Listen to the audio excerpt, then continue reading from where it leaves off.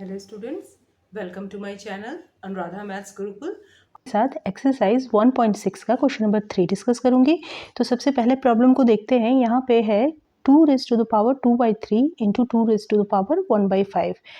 तो यहाँ पे हम देख रहे हैं कि जो मल्टीप्लिकेशन में है वो तो जो एक्सपोनेंट है तो उसका बेस सेम है, पावर्स डिफरेंट है। ठीक है, तो इसके लिए हम लोगों ने एक फॉर्मूला पढ़ा था, a raise to the power m into a raise to the power n।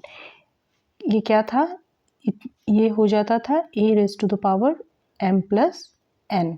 यानी कि अगर बेस सेम है और पावर्स अलग अलग है और दोनों मल्टीप्लिकेशन में है तो वो जो पावर्स है वो ऐड हो जाता है, यानी m और n जो है वो ऐड हो जाता है।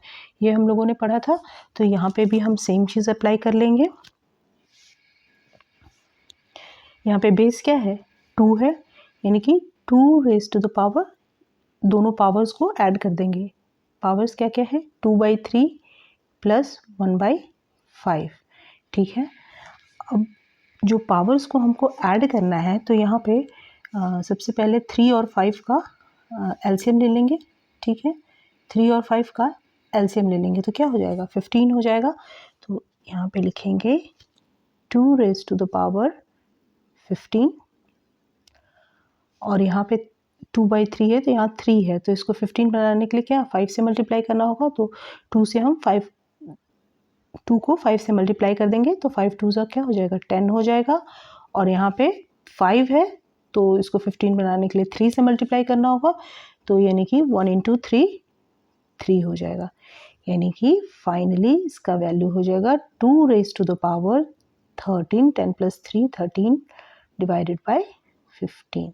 तो इसको सिंप्लीफाई करने के बाद आंसर जो हमारा आ गया वो यही होगा। ठीक है, तो ये पहला क्वेश्चन हो गया। अब हम नेक्स्ट प्रॉब्लम को देखते हैं।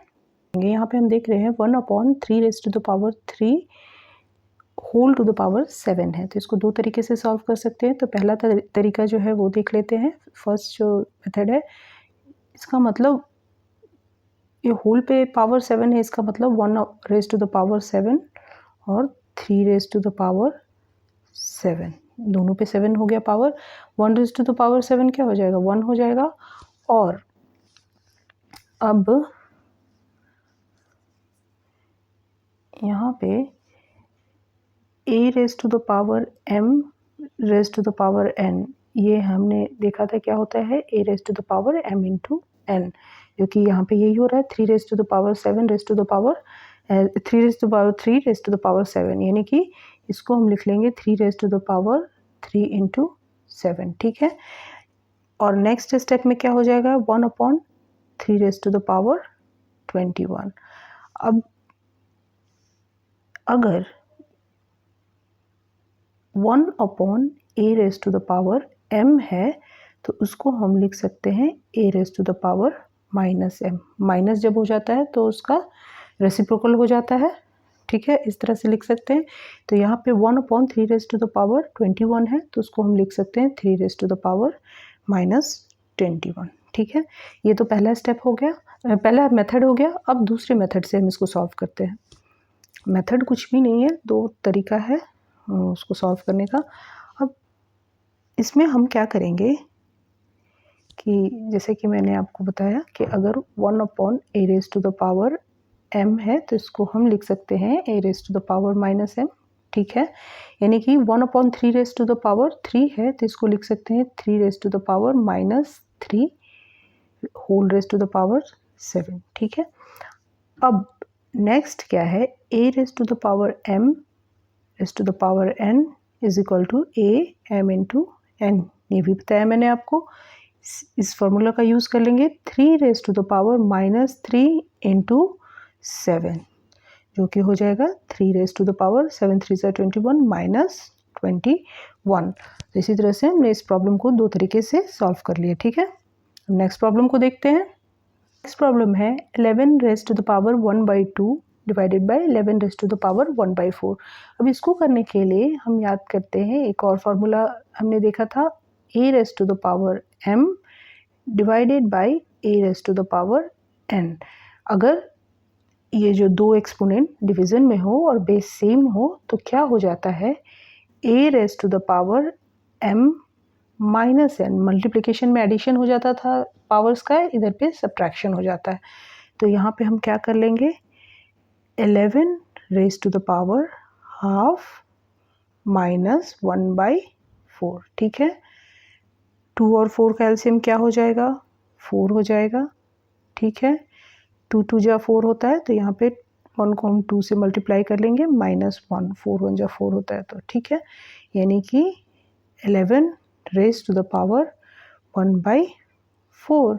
तो इसको सिंप्लीफाई करने के बाद आंसर हमारा आ गया 11 रेज़ टू द पावर 1/4, ठीक है। अब क्वेश्चन नंबर 4 को देखते हैं। यहाँ पे है 7 raise to the power 1/2 into 8 raise to the power 1/2। इसको सॉल्व करना भी, इससे पहले जितने हम प्रॉब्लम्स देख रहे थे उसमें क्या था ना कि बेस सेम था और पावर्स अलग था, तो हम उसको सॉल्व कर रहे थे। अभी यहाँ पे क्या है, बेस अलग है मल्टीप्लिकेशन में और पावर सेम है। तो एक फार्मूला हम लोगों ने पढ़ा था, अगर a raise to the power m into b raise to the power m, यानी कि बेस दोनों का अलग हो जाएगा लेकिन पावर सेम होगा, देन क्या हो जाएगा, a into b raise to the power m। तो इसका मतलब अगर इस फॉर्मूला को इधर अप्लाई करें तो ये क्या हो जाएगा, 7 into 8 raise to the power 1/2। इसका मतलब हो जाएगा 7 8 जा क्या हो जाएगा, 56 रेज़ टू द पावर 1/2। तो इसको सॉल्व करने के बाद जो आंसर आ जाएगा 56 रेज़ टू द पावर 1/2। अगर आप लोगों को ये वीडियो अच्छा लगा तो प्लीज़ लाइक कीजिए, शेयर कीजिए और सब्सक्राइब कीजिए। फिर से मैं आऊँगी एक नए वीडियो के साथ, तब तक के लिए कीप प्रैक्टिसिंग।